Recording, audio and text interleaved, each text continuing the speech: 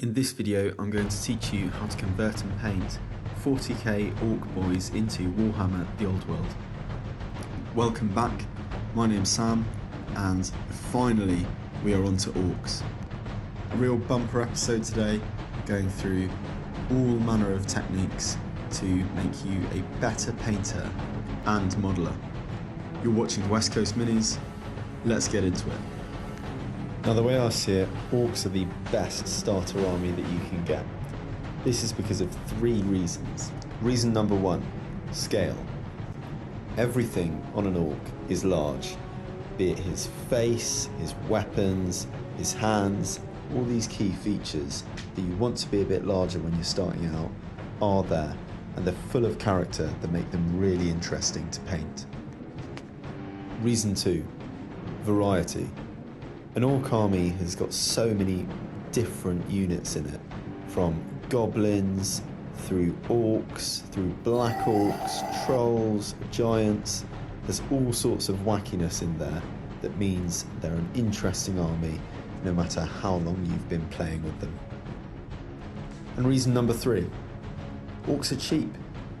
In this army you can get 38 models for £38. I don't think there's any other army that offers such good value in price of model. Now there may be cheaper options out there, however you're not getting Orc Boyz for that kind of money. Again, it's brilliant that the humble Orc Boy is back in stock after a while in retirement. However, if you look over at 40k, they've for the last couple of years had lovely monopose Orc Boy models. Now my 40k army is Orcs, and I love the new Orc Boyz. They are brilliant models. Now conversion is in the blood of all Orc players, and I use fantasy parts to make my Orc Boyz of the 41st millennium look a bit more different and wild. Why don't we do that in reverse? Let's take our 40k Orc Boy monopose models and do some conversion work to bring them back to the old world. In order to follow on for yourself, you'll need the same tools as in the last video. In addition, Greenstuff will also be useful, but we'll get onto that later on. Now there's two main techniques that are going to make this conversion work. The first is addition. What we mean by this is adding new parts. So I'm going to add in these parts from the Warhammer the Old World Orc Boyz. What this is going to do is bring it into theme, but also bring the new models in line with the rest of the army. The next thing I'm going to do is subtraction. Now, when looking over the models, you can see a variety of different bits which just wouldn't fit in the old world. So when we look at them, we're obviously looking at guns here and ammunition, but also the grenades and the pouches hanging from their sides. So we'll look to remove these. Orc warriors can be equipped with either spears, sword and shield, or two-hand weapons. And we're going to do all of these, but let's start off with the double-hand weapons. These conversions will start simple and increase in complexity. For our first conversion, we're going to change a hand out, we're going to remove a pistol round earring, and we're going to cut down the grenade. So looking at it now, we're just going to cut down the grenade using our knife. Again, very carefully removing the earring and cutting a straight line using our knife here. What this does is it preserves the pistol for other uses in 40k. Then going to glue it all together. See, I'll use the emery board there. What I use that for will be increasing the ability to fix the glue onto the hand. A rough surface glues a lot easier than two soft surfaces. So there we have it, first boy done. For our second boy then, we're going to get straight into him. Remove the grenade. We'll then look to do a hand swap, just because this weapon's a little bit too industrial for what we're looking for. Once that's done, the focus is going to be on trimming down the neck so that the head can fit. And then once we've done that, we'll just use our clippers to clip away the pistol parts of the hand that the shield's going to attach to. Once done then, we can glue it all together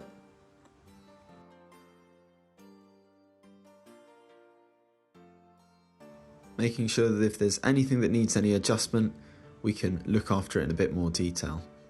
There you go, one shield boy. Looking at our spear boy then, quite a large conversion here. So yes, we're going to have to remove the machine gun. What we're also going to look to do is remove this little lightning pennant, and then there's a bit of filling work that needs to happen in the legs, and potentially we can get some work done on the helmet as well.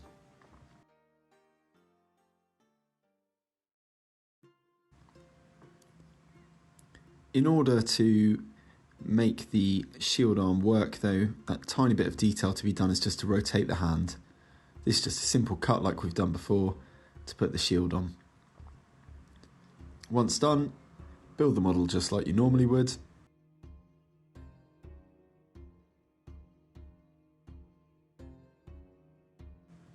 Then we're going to attach the spear in the same way that we have with the other conversions that we've done, and attach the shield just as a tap touch. Once done, it should look like this. Where basing is concerned, we're going to use milliput. Milliput comes in two parts, so knead it together until you've got a consistency that's soft enough to work with, but has the same colour throughout.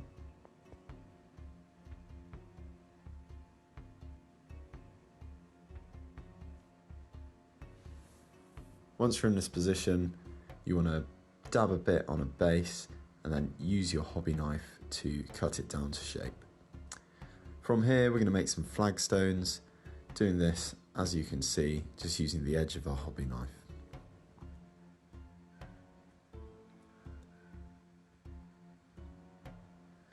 You can also cut some irregular shapes out and remove a few stones. Just makes it feel a bit more alive.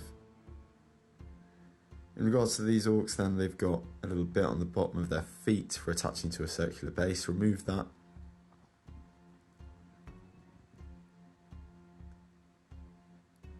And then just place the model into the base, like so. With the model based, we can call it a day there and get straight to painting. However, I want to emphasise the old world aesthetic that we need here. How I'm going to achieve this is by using green stuff to sculpt some fur onto the models. So green stuff, very much like milliput, however it's just a bit better for detailed work. What I'd recommend when you get some green stuff is you want a 50-50 mix. See that I'm cutting from the outside. That's because the centre can often have some hard bits which make doing detailed work a bit more difficult. So the first thing you want to do once you've got your 50-50 is apply a bit of water and just keep mixing it. And you're going to knead this together until you've got a malleable green mix like this one here.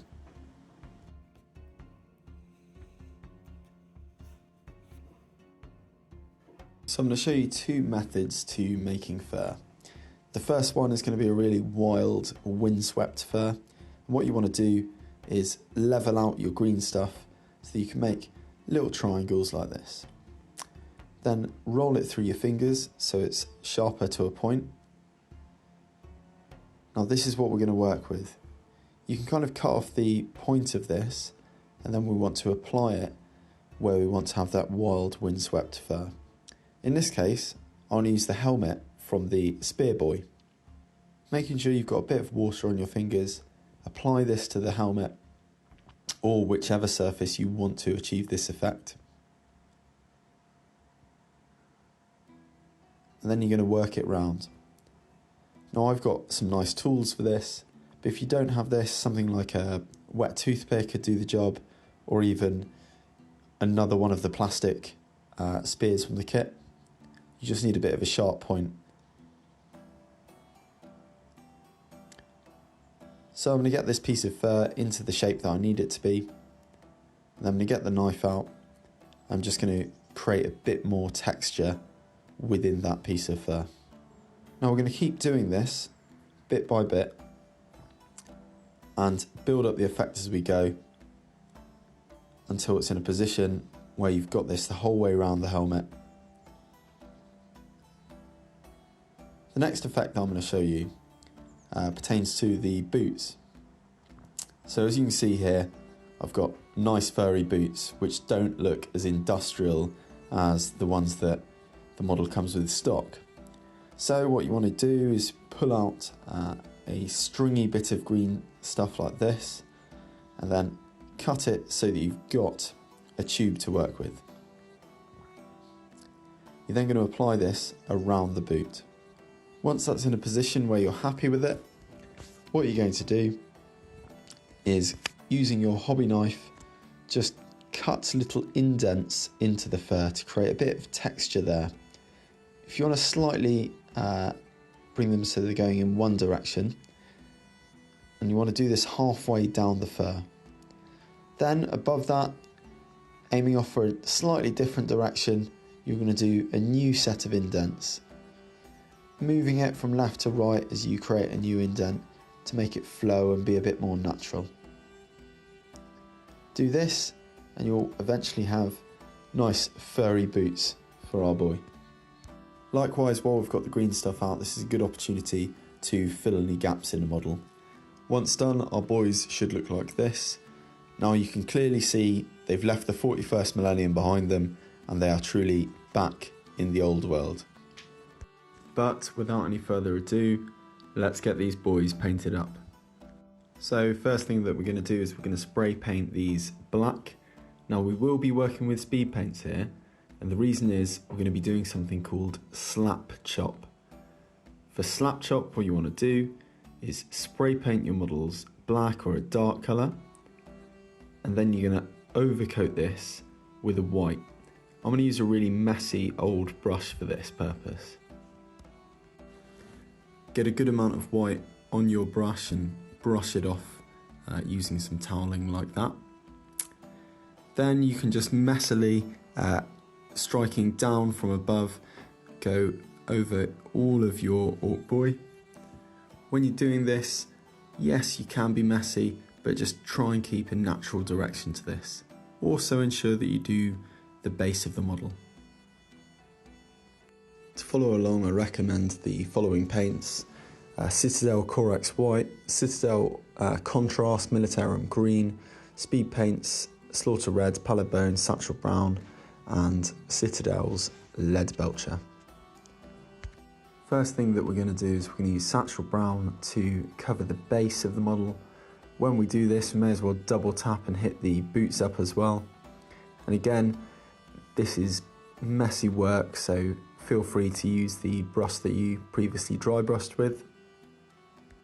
Once done, pick out your black and white and mix them together to create a grey. What you're going to do then is apply this, again dry brush, onto the flagstones that you've got there. Once we've laid down a good dry brush layer, we're going to add a little bit more white to the mix, and then we're going to do this again but with a softer dry brush. This creates a bit of highlighting for our flagstones.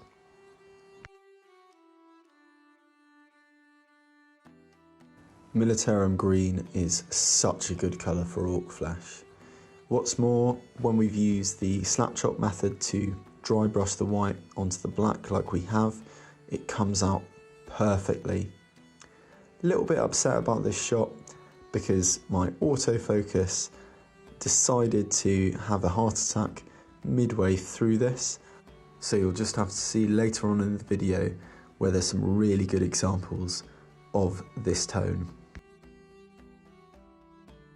I'm using Slaughter Red as my primary colour.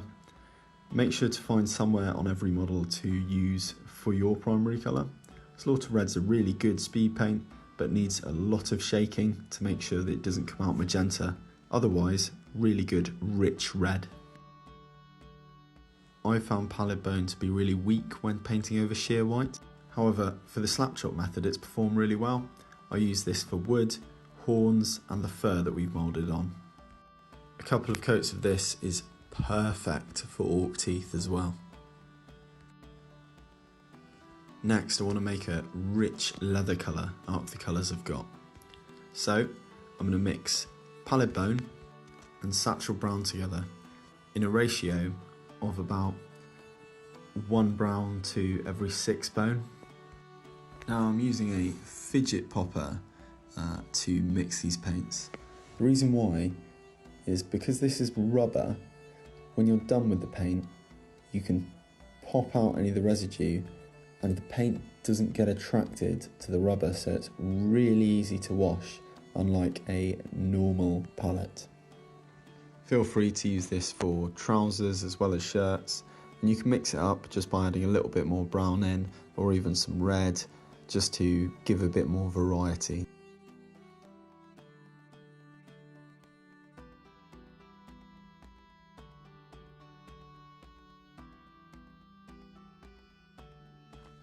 Okay, straight back to Satchel Brown again, and this is going to be our last time seeing any white on the model, so any bits that you've not painted yet, cover with Satchel Brown. Satchel Brown's brilliant for orcs because we'll be able to use it as a base for our metals, as well as leather and wood.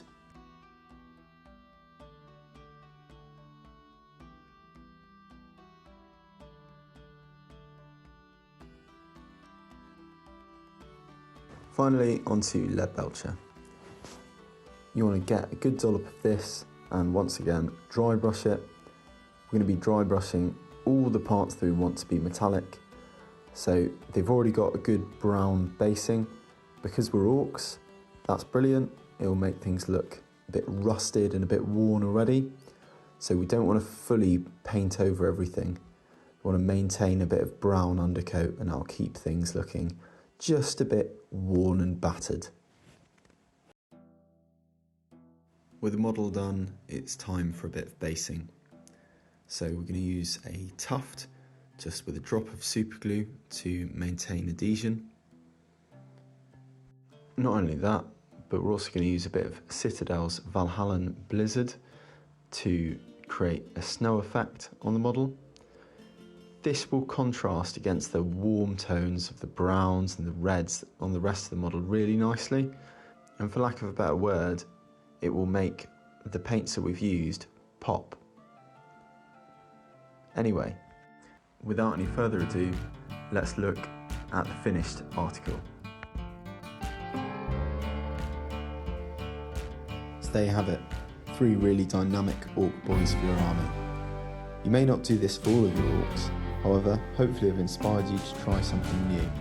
If you've enjoyed this video, drop in a like, and I love hearing your comments. And finally, this is only the beginning. I've got plenty more coming, so please subscribe, it means the world to me. Thank you for watching, and I'll see you on the next one.